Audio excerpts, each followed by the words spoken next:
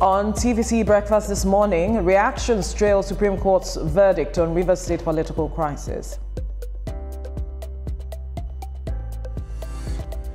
And later on the show, we'll discuss the debate among lawmakers on the tax reform bills and its impact.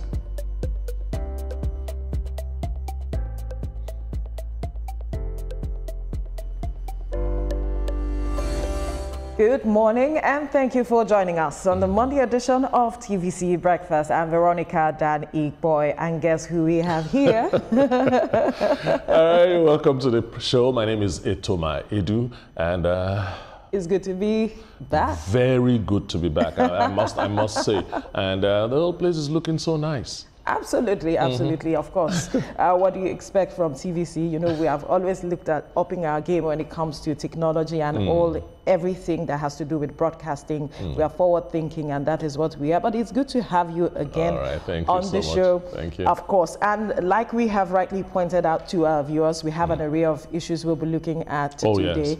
Yes. Talk about what's going on in Rivers State. Rivers State, yes. Oh boy.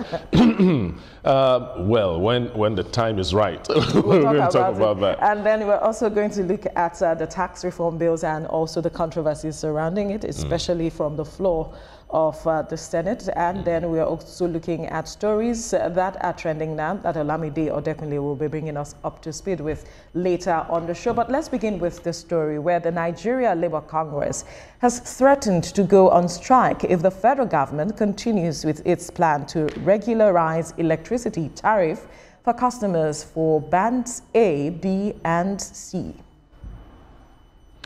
NLC General Secretary Emmanuel Obuaja said the union is rejecting the forceful migration of customers from lower bands to Band A. The National Executive Council of the Labour Union met in Adamawa State and promised to lead mass nationwide protest across the country. This development comes after the Minister of Power, Adebayo Adelabu, said lower bands will upgrade to Band A. Interesting development, Etoma. Be ready to upgrade. What band are you? Do you know what band you are? Frankly, I don't know what band I am, but it's just clear that I'm not in Band A because of Band A. You guys pay a whole lot. I'm just guessing. You guys. I'm guessing you are on Band A. I know that there's been this mosquito that has been disturbing me for the past few days. I'm wondering if you are the one. Oh, the tariffs are really high. They are Band A. It's interesting to see that NLC is coming out to speak. But you see, as a lot of persons often say, NLC is reactionary as against being proactive. I mean, this conversation did not start today about, you know, migrating others who are in Band B, C, D into Band A, and then the increment in tariff. It has always been an issue. Yes, but talking about the reactionary side of the NLC, NLC is not the only organization that's guilty of that in Nigeria. A whole lot of other organizations so they should have started these discussions long before now. And now that they are saying, look, everybody has to go to Band A, and NLC suddenly finds its voice and so on. And quite a number of people are saying, NLC again? How long will this last? Because it seems like it is only where they hear, yes, they are talking about this matter of increment in tariff. We've seen increment, telecoms talking about increment in tariff beginning March 1. And here we are again with electricity. I mean, it's a lot on the average Nigerian who has had to, you know, tighten his belt since the removal of fuel subsidy. What we see is increment in tariff here and there. Businesses saying, if we do not increase tariff, if we do not do this, if we do not do that, can't survive. Businesses can't survive. But how do customers survive?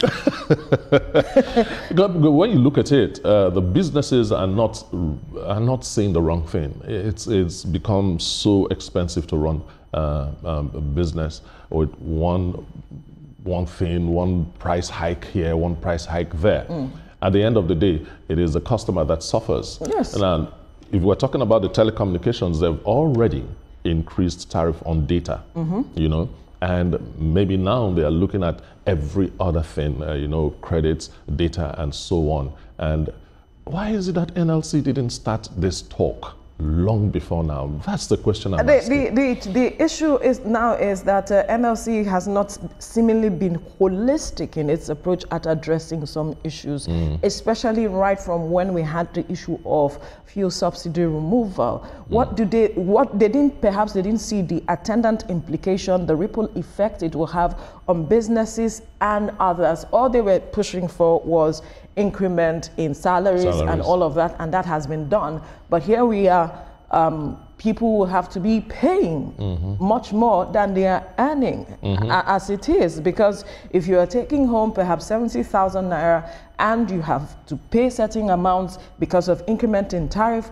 what is left for you for the house rent when your landlord also is saying, I need to increase? I need to increase. What is left for you when you go to the market and the prices of goods and services, although government is saying that prices are dropping in recent times across the country, but has that really had any tangible impact for the average Nigerian? And when we talk about the salary increment, is it in tandem with the prices in the market? I wouldn't say... The reality is on the ground, yes. I wouldn't say yes, but we keep having one thing, one aspect of life, increasing tariff, increasing prices here, and so on. Well, it's a reality, and so far, Nigerians have done well.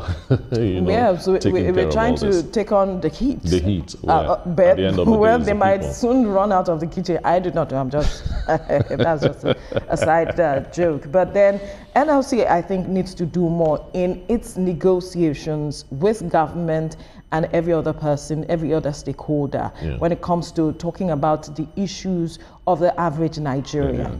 Holistic in your approach. Now, at some point, they said we should boycott telecoms when they heard about the increment, that we should boycott telecoms between a particular time. And questions were asked, how do you expect us to boycott these people? What was the conversation you had? The next thing we hear is, oh, they've called off the strike, they have agreed on something, but then we still saw the increment. We still saw the increment because the telecoms giant had gone on with their increment, and here we are again. How far they would go to achieving whatever results they want to achieve with this strike is what I'm waiting to see, but we'll have to leave the conversation here now.